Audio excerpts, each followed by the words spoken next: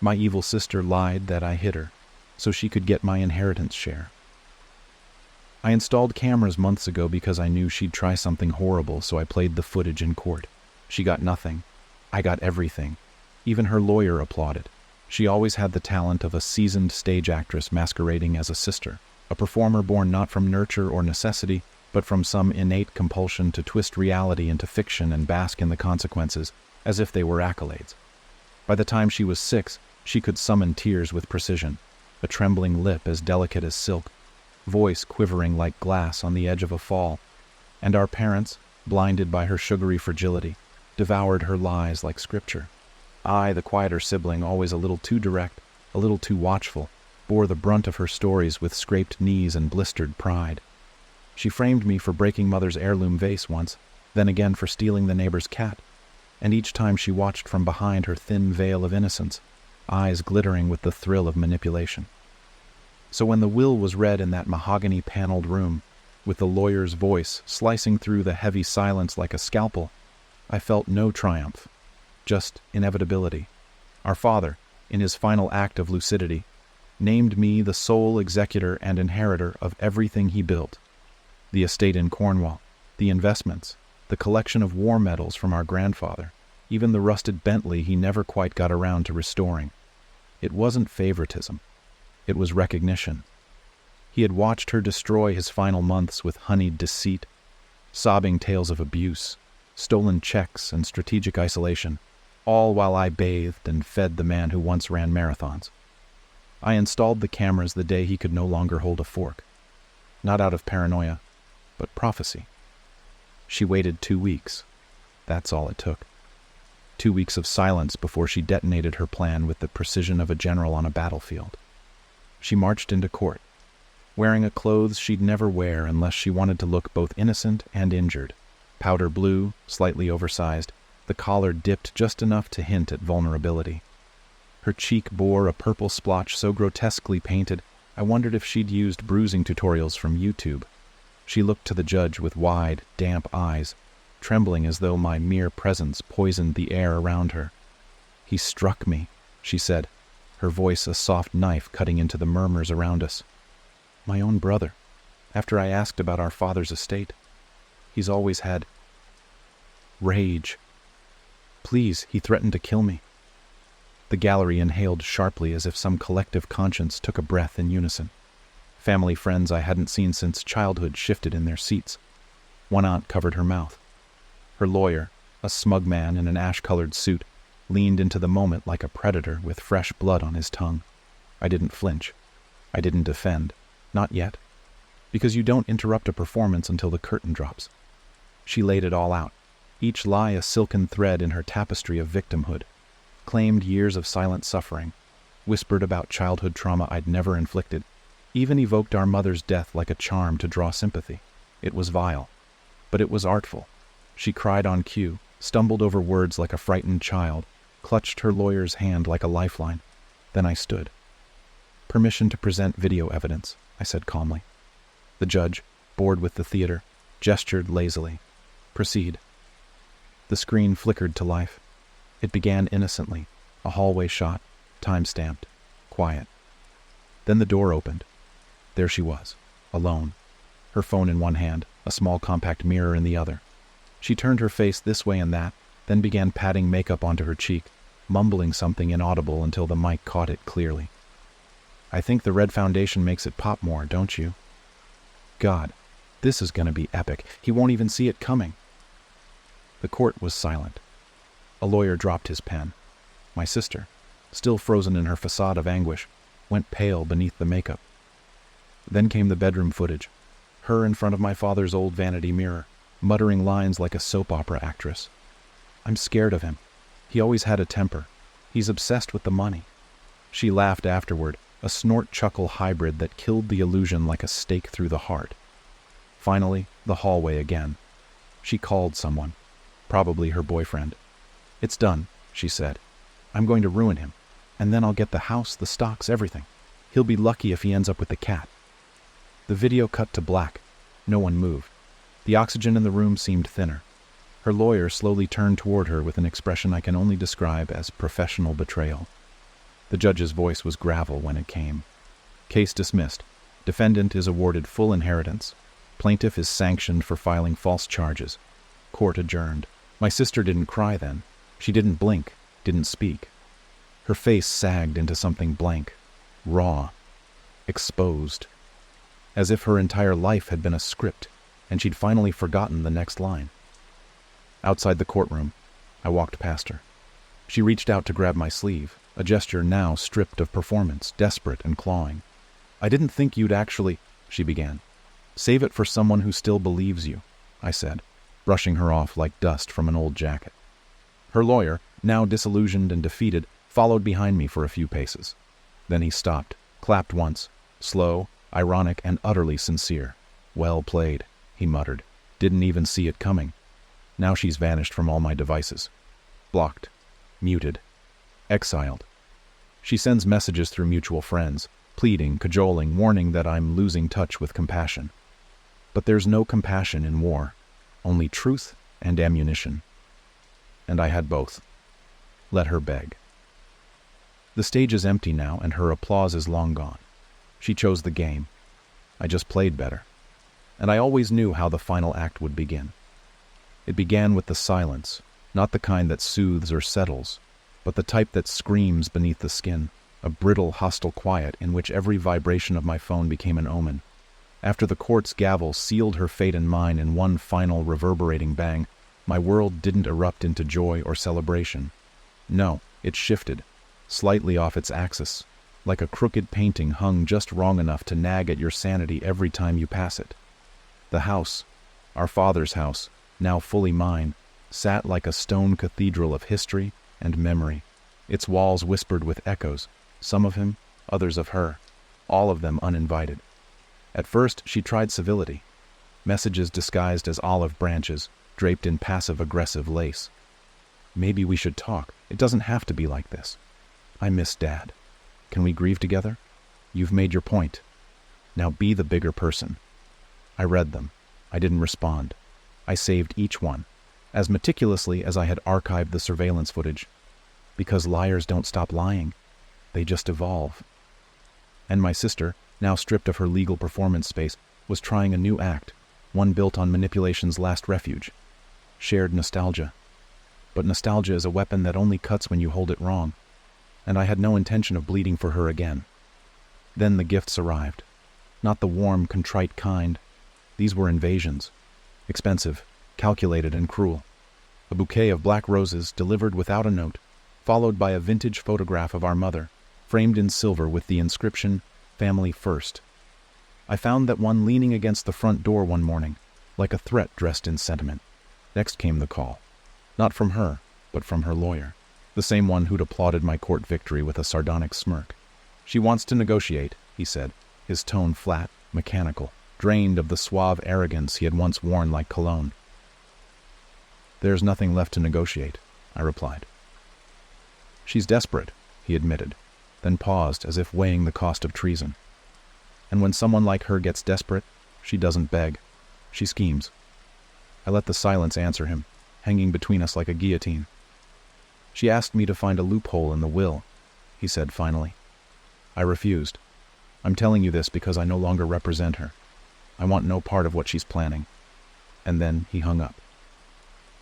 That night, I didn't sleep. I wandered the estate, the moonlight tracing the edges of the antique furniture like a pale hand. My father's study remained untouched since the funeral. His chair still faced the garden as if he might turn around any moment and ask for tea. On the desk sat his journal, a battered leather tome that I hadn't dared open until now. The pages were brittle with time and confession, filled with his precise handwriting. Each entry painted my sister in shades of betrayal I hadn't known existed. Forged checks, whispered poison into his nurse's ear, secret withdrawals cloaked as medical expenses. "She tells me I'm paranoid," one entry read, dated just weeks before his final breath. "But every time she smiles, I lose something." I closed the book gently, aware now of just how long he had carried the same burden I now bore. We had both known what she was. He hadn't lived long enough to stop her. I had. 2 days later, the windows were smeared. Someone had taken red lipstick, hers probably, and scrawled across the bay glass in the parlor, Thieves die alone. It wasn't subtle, nor was it designed to scare. It was theater, her language, her signature. I filed the police report out of protocol, but I knew they wouldn't pursue her. No cameras had caught her this time. She had learned. She wore gloves now, metaphorical and otherwise. She wouldn't break in with a crowbar. She'd come with words, with proxies, with people who still thought blood demanded forgiveness. She weaponized them next. An old friend, Thomas, someone who once sat beside me during summers at the lake house, now reduced to a mouthpiece, showed up unannounced, sipping coffee from a biodegradable cup as if this were a casual drop-in. "She's not doing well," he said, standing in my doorway like a poorly written plot twist. "I'm not taking sides, man. But she talks about you, about the house. She said she just wants to see it again, one more time." "No," I said simply. "She says you're paranoid," he replied, flinching at his own words. "That she was just hurt and lashed out. People make mistakes." "She's not a mistake maker. She's an architect," I said.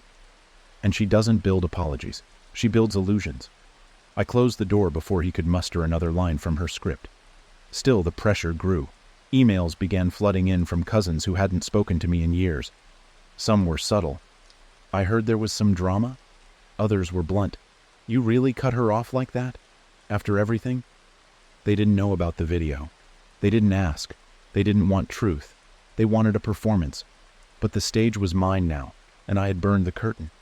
Inside the house, I reinforced the locks, rechecked the camera angles, added a few more. She might have lost the estate, but she hadn't lost her appetite for chaos. And I knew her mind didn't rest. Like a spider rebuilding a web every night, she would return to the scene of her ruin with renewed venom. The law had ended her legal assault, but vengeance rarely respects paperwork. One night, as I stood in the hallway with the old grandfather clock ticking behind me, I caught my own reflection in the glass frame of a family portrait.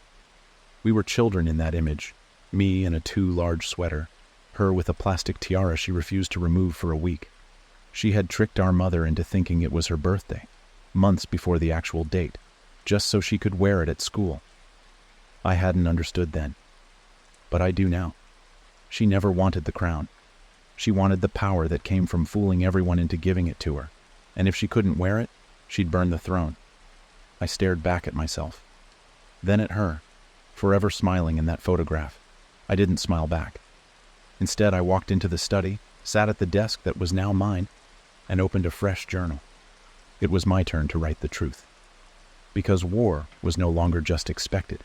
It was guaranteed.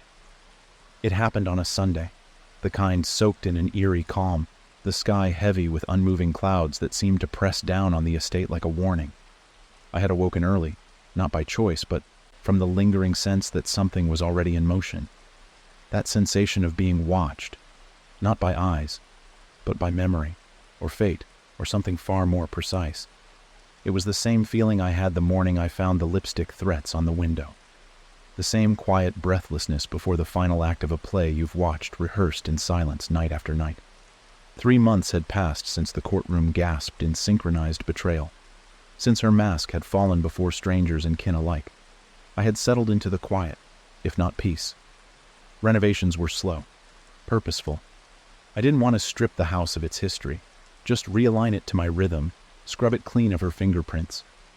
But some rooms still carried her laughter in the corners, that tinny, high-pitched giggle she used to punctuate lies, and I had grown tired of scrubbing. She hadn't gone quietly. That was never in her nature. The lawyer's warning about desperation proved prophetic. She had turned to every trick in the book: defamation on social media, tearful interviews with YouTubers who would swallow any sob story for clicks, and even a GoFundMe she shamelessly labeled Restoring Justice.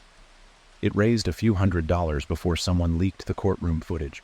After that, she vanished from platforms like a thief in broad daylight. Her digital echo cut off mid-sentence. But she wasn't done. That Sunday, as I descended the staircase, the scent of cigarette smoke hit me first. Sharp, stale, foreign. I didn't smoke. No one in the house did. My pace slowed. Every creak of the steps sounded like a war drum. By the time I reached the landing, I saw it. The front door slightly ajar, the brass handle gleaming with condensation. No forced entry. No broken locks. Someone had picked it. Or had a key. And then I heard her.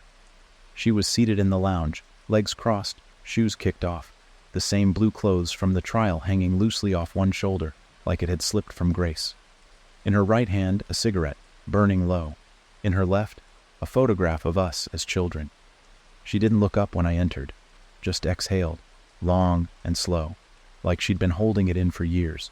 "Took you long enough," she said, her voice dull, void of venom, but no less dangerous for it. "You're trespassing." "I know." I stayed near the door, the camera in the hallway blinking silently above us. "You don't live here anymore." She finally turned her head. Her face looked thinner, more angular. The weight of public disgrace hadn't killed her vanity, only fed it in darker ways. There was a hollowness around her eyes, but not sadness, something more brutal, resentment without heat. "I wanted to see it one last time," she said, "before you gut it, before you turn it into a mausoleum for your guilt." "Guilt?" I let the word roll through the air like smoke. "Don't act innocent," she scoffed. "You always wanted this, to be the good one, the smart one, Daddy's favorite. And now you have it, the house, the money, the narrative. No, I wanted peace. You wanted war, you lost." "Did I?" She smiled, but it trembled. "You're alone now. You think you've won because you have bricks and paper? I destroyed our family. I made them choose. And they didn't pick you either. They picked silence. That's all that's left."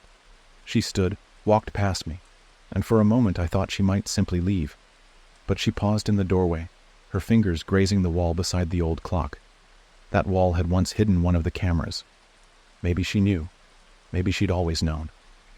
"I used to think lying was a survival skill," she said. "Now I realize it was just my way of making sure no one ever left me. Not really, because how can you leave someone who controls the story?" "You're not in control anymore." Her eyes met mine. Something flickered in them. Not apology, not remorse, recognition. "No," she said, "but at least now you know how far I'd go." She turned, and this time, she did leave. No drama, no final outburst. Just the door closing behind her, with the gentleness of defeat. I stood there long after she was gone, listening to the house breathe. It was the first time I noticed how quiet it had become. Not silent, not empty, just still. I called the locksmith, changed every lock. Then I went to the lounge, gathered every photo of her, every trace of her presence, and packed them away. Not out of bitterness, but preservation. Her story was over in this house. Her chapter, her part in this legacy, had ended. The next week I sold the video rights. A producer had contacted me months ago, eager to spin the courtroom drama into a miniseries. I had declined at first, but now I saw the value. Not in revenge, but in record. Let the world see. Let them judge. Let the truth bleed out under studio lights, exposed and unfiltered. Her lies had always been performance.